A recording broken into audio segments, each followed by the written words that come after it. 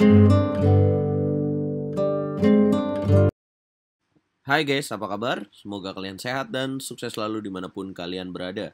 Teman-teman, kali ini RL Chess akan mengupdate dari Olimpiade Catur Dunia di Chennai 2022, di mana timnas putri Indonesia berhasil kembali menang, kali ini di babak kedua mengalahkan North Macedonia dengan skor telak 4-0. Nah, saya akan ajak kalian untuk menyaksikan salah satu partai dari timnas putri, yaitu Irene Karisma Sukandar mengalahkan Stokowska, catur dari North Macedonia. Nah, Irene pegang buah hitam. Langsung saja kita bahas partainya, tapi sebelum itu jangan lupa klik tombol subscribe dan nyalakan lonceng notifikasi kalian, guys. Nah, kita akan pelajari permainan taktikal dari andalan Indonesia ini, guys. Stokowska memulai dengan langkah E4 dan dijawab Irene E5, kuda ke petak C3. Ini menarik, teman-teman. Buat kalian yang belum tahu, ini pembukaan Vienna Games. Dan Irene menjawab dengan langkah kuda ke petak F6, kemudian putih menjalankan F4. Pasti kalian banyak yang nggak tahu ya tentang pembukaan ini, dan Irene menjawab dengan langkah terbaik yaitu D5. Ini jawaban terbaiknya, teman-teman. Nah, ini membuktikan bahwa kualitas pecatur wanita Indonesia luar biasa ya secara pemahaman teori. Putih lanjutkan dengan pion F, makan E5, hitam kuda makan pion E4, putih menteri F3, hitam kuda ke petak C6. Nah, ini sangat menarik juga, teman-teman, di mana Irene memberikan kuda di petak E4 ya. Kalau dipikir secara cepat, kalau misalkan kuda makan E4, pion D makan E4, menteri makan E4, putih dapat satu pion. Tapi, teman-teman, ketika putih melakukan kuda E4, maka hitam memiliki jawaban kuda ke petak D4. Mengancam menteri dan mengancam pion C2. Nah, jika menteri ke petak D3, maka hitam akan pion D makan E4, menteri E4, dan gajah ke petak F5. Ini langkah yang disiapkan oleh Irene Karisma Sukandar. So, setelah langkah kuda C6, putih menjalankan gajah B5. Kemudian hitam kuda makan kuda, pion D makan C3, dan Irene A6. Langsung tegas memberikan ancaman kepada gajah B5. Gajah pukul kuda, pion B makan C6, dan putih kuda ke petak E2. Kemudian Irene langsung menyerang dengan menteri H4 skak, pion G3, dan Irene langsung menteri G4. Ini ide yang sangat bagus ya dari Irene Karisma Sukandar. Mengapa saya katakan seperti itu? Karena kita tahu kalau misalkan hitam menunggu ya, tidak menjalankan menteri H4 kemudian menteri G4, maka putih akan memiliki serangan yang sangat cepat dengan rokade pendek dan langsung menyerang pion F7. Dan nanti bisa setup dengan kuda ke petak D4, dan itu sangat berbahaya, teman-teman. Menteri H4, pion G3, Irene menteri G4, putih benteng ke petak F1. Menteri makan menteri, benteng makan menteri, dan gajah ke petak G4. Irene memiliki sepasang gajah, kemudian putih lanjutkan dengan benteng F4, Irene H5. Kemudian gajah ke petak E3, Irene G6, dengan tujuan mengaktifkan gajah ke petak H6 dan mengancam. Kemudian putih benteng A4, Irene gajah ke petak G7, mengancam pion E5, putih gajah F4, rokade pendek, putih kuda ke petak D4. Nah, ini langkah salah dari pemain putih.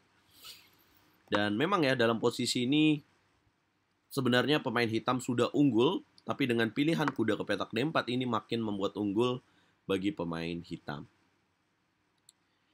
Irene lanjutkan dengan benteng F ke petak E8, memberikan kuda di petak C6.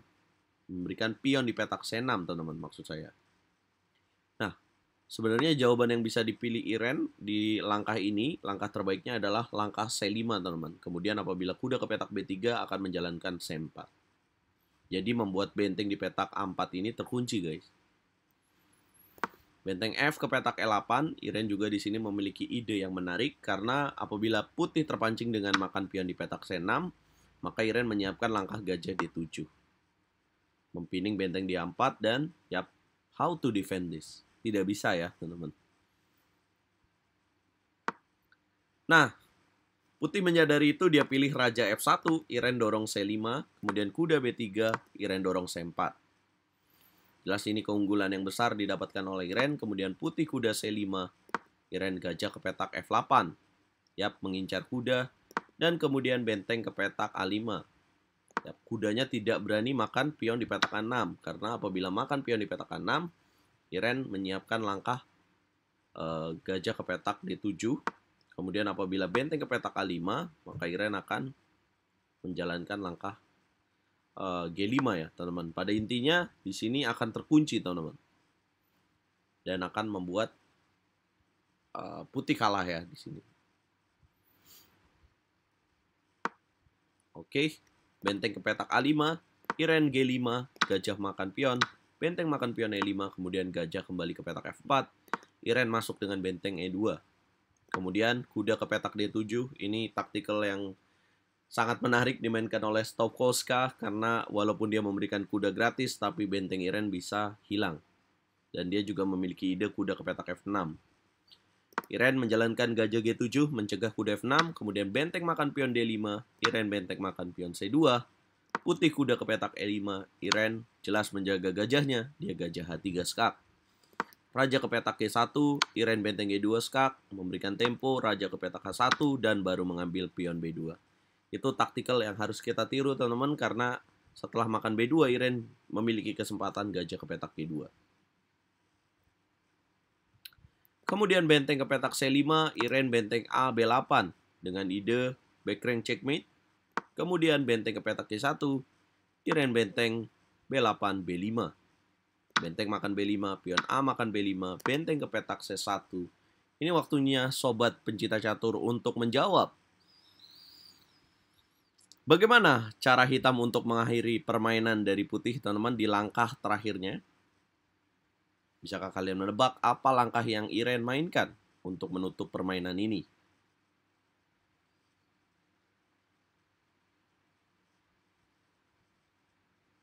Congratulations kalau kalian menemukan langkah benteng E2. Boom! Yap, di langkah ke-32, Stokowska menyerah dari Iren Karisma Sukandar. Mengapa menyerah? Yap, kudanya tidak ada jalan lagi, guys. Petak D7 sudah dijaga oleh gajah. Apabila kuda ke petak C6 akan ada gajah G2 skak dan kuda akan hilang. Kemudian apabila kuda F3 akan ada gajah G2 kembali. Luar biasa permainan sepasang gajah dari Iren dan luar biasa juga permainan taktikal dari Iren di game ini. Kembali lagi, Iren sudah 2 babak 2 poin. Nah, teman-teman, kita doakan performa Iren terus baik dan bisa memimpin tim putri Indonesia untuk mendapatkan hasil terbaik di Olimpiade Catur di Chennai 2022. Jangan lupa kalian bisa support Timnas Catur Indonesia dengan menonton live streamingnya langsung. RL Chess menjadi tim komentator di YouTube Chesscom Indonesia jam 16.15 waktu Indonesia Barat. Bagaimana menurut kalian permainan Iren? Coba kita ngobrol di komen. Jangan lupa like, share, dan subscribe buat info menarik tentang dunia percaturan dari YouTube RL Chess. Catur Yes Indonesia, jaya bosku!